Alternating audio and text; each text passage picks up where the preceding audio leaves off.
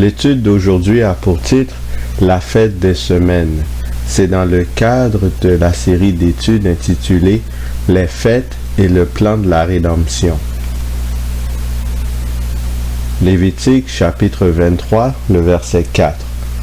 Voici les fêtes de l'Éternel, les saintes convocations que vous publierez à leur temps fixé. Après que le peuple d'Israël est sorti d'Égypte, Dieu lui a donné comme ordre d'observer différentes fêtes. Premièrement, la Pâque de l'Éternel. Deuxièmement, la fête des pains sans levain. Troisièmement, la fête de la gerbe. Quatrièmement, la fête des semaines. Cinquièmement, la fête des trompettes. Sixièmement, le jour des expiations. Et en dernier lieu, la fête des tabernacles. Hébreux chapitre 10 et le verset 1. En effet, la loi, qui possède une ombre des biens à venir et non l'exacte représentation des choses, ne peut jamais, par les mêmes sacrifices qu'on offre perpétuellement chaque année, amener les assistants à la perfection. Galates chapitre 3, les versets 23 à 25. Avant que la foi vînt, nous étions enfermés sous la garde de la loi, en vue de la foi qui devait être révélée. Ainsi, la loi a été comme un pédagogue pour nous conduire à Christ, afin que nous fussions justifiés par la foi. La foi étant venue, nous ne sommes plus sous ce pédagogue. Dans la série d'études bibliques et prophétiques, on a expliqué que les sacrifices ont été abolis à la croix. La loi portant sur les sacrifices, qui inclut les fêtes annuelles, constituait une ombre des biens à venir. Les fêtes annuelles avaient comme but de représenter le ministère de Jésus-Christ dans le cadre du plan du salut. Ainsi, chaque fête représente un événement majeur dans le grand plan de la rédemption. Or, ces événements servent de pédagogues, exerçant un rôle d'enseignement concernant le plan du salut. Il est donc utile d'analyser les fêtes annuelles en profondeur afin de voir leurs symboles et l'application de ces symboles. Nous abordons chaque fête individuellement en analysant certains détails de chacune d'elles. Nous comparons chaque célébration avec d'autres passages bibliques afin de mieux comprendre la signification de chaque solennité. Cela nous permet de voir à quel moment l'événement représenté par chaque fête a été ou sera accompli dans le cadre du plan du salut. Sans doute, les fêtes suivent un ordre chronologique. De ce fait, nous continuons avec la quatrième solennité mentionnée, la fête des semaines. Deutéronome chapitre 16 et le verset 16. 3 fois par année, tous les mâles d'entre vous se présenteront devant l'Éternel, ton Dieu, dans le lieu qu'il choisira, à la fête des pains sans levain, à la fête des semaines et à la fête des tabernacles.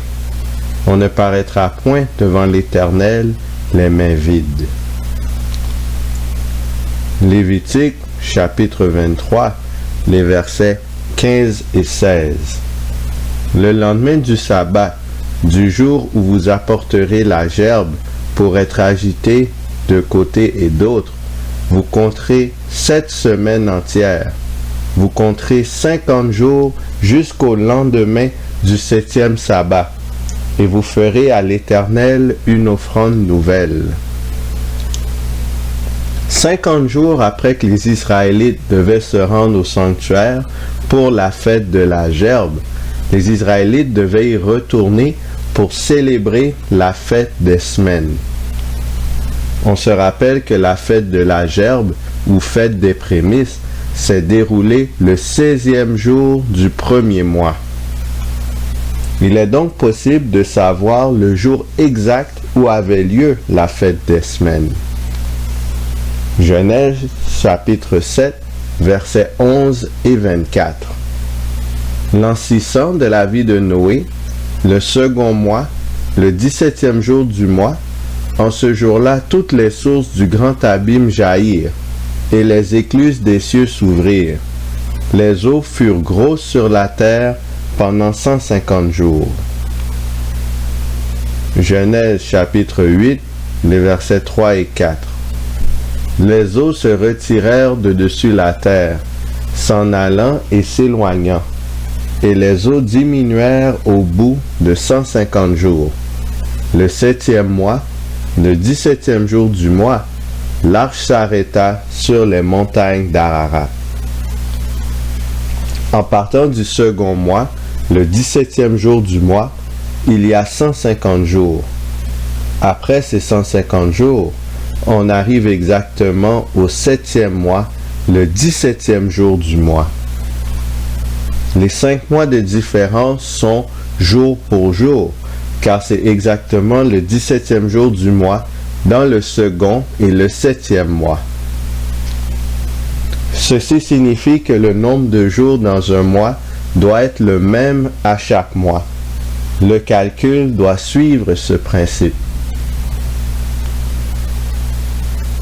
Alors on commence à la fête de la gerbe, la fête des prémices, et tout ce qui est en rouge comme chiffre indique le nombre de jours qui aboutit à la fête des semaines. Ainsi, le 50e jour tombe sur le 5e jour du 3e mois.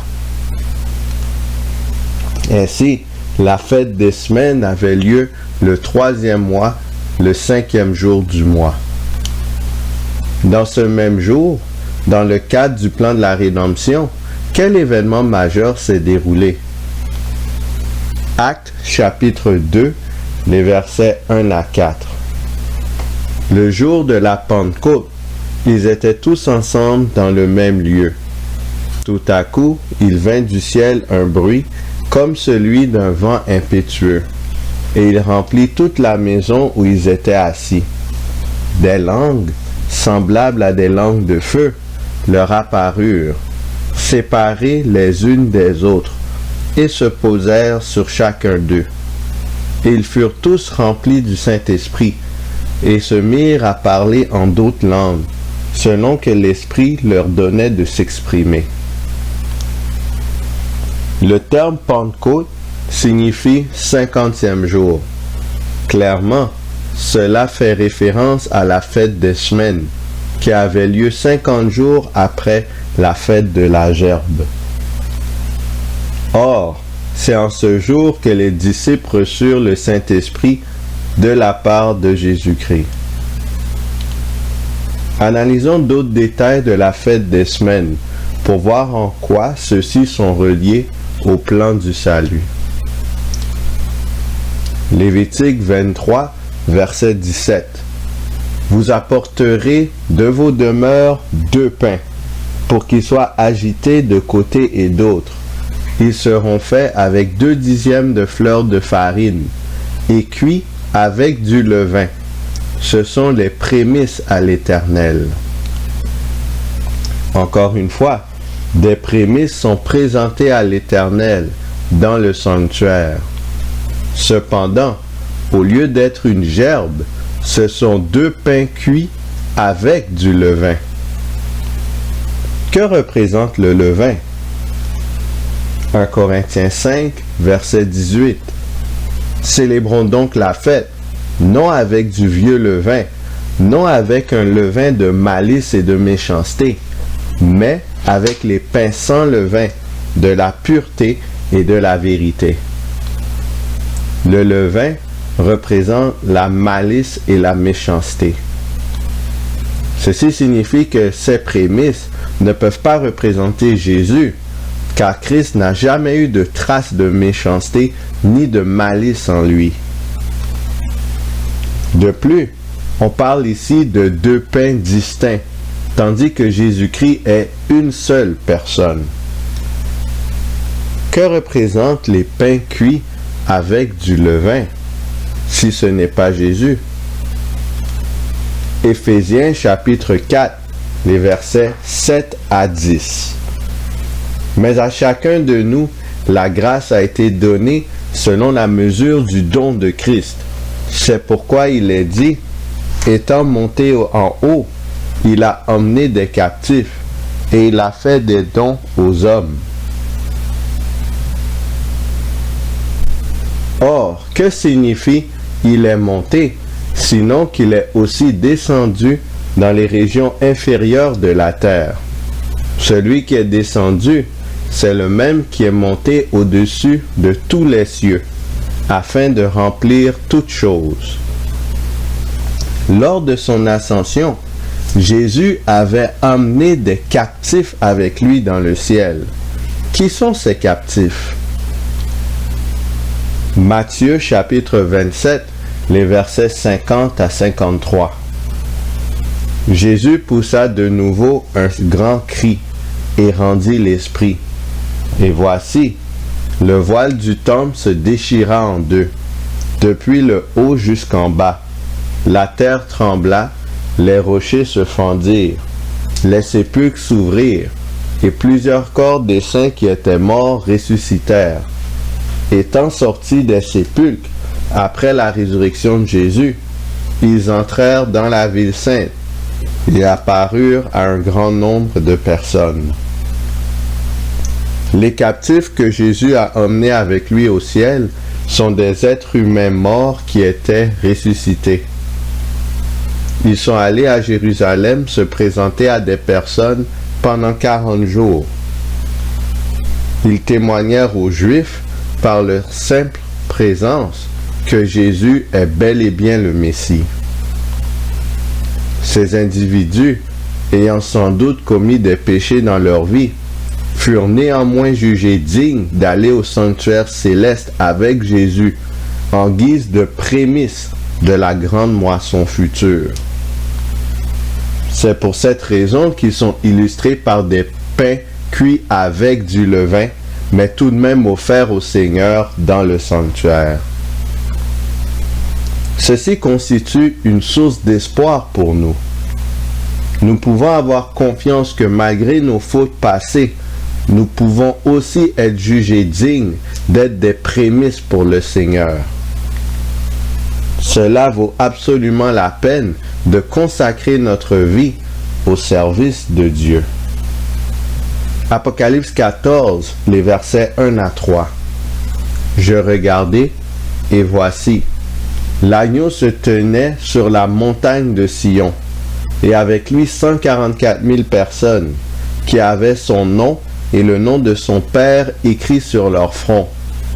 Et j'entendis du ciel une voix, comme un bruit de grosses eaux, comme le bruit d'un grand tonnerre. Et la voix que j'entendis était comme celle de joueurs de harpe jouant de leur harpe.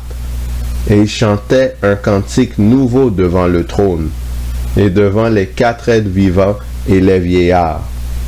Et personne ne pouvait apprendre le cantique, si ce n'est les 144 000 qui avaient été rachetés de la terre.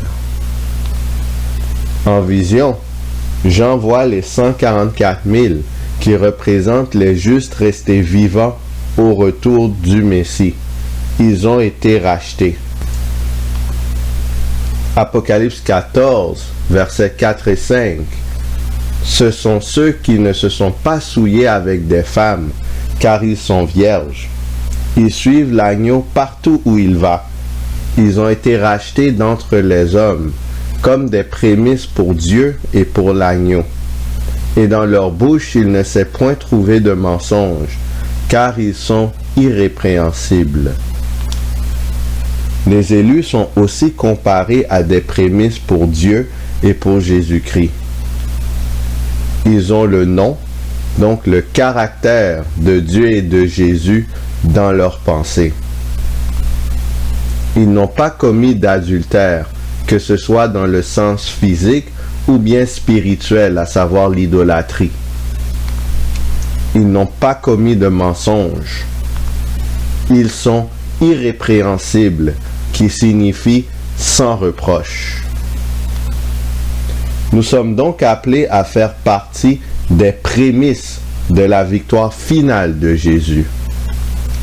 À l'instar de Jésus, nous devons nous assurer que Dieu nous agrée en tant que prémisse avant d'entamer toute autre activité. Pour ce faire, nous devons suivre Jésus partout où il va. En d'autres termes, nous devons laisser le Christ nous guider à chaque instant de nos vies. Symboliquement, nous devons passer par la mort pour ensuite aboutir à la résurrection.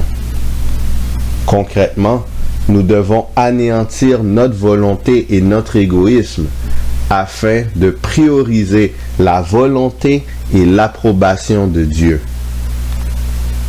Pour accomplir cette transformation de caractère, nous avons clairement besoin de l'aide de Dieu.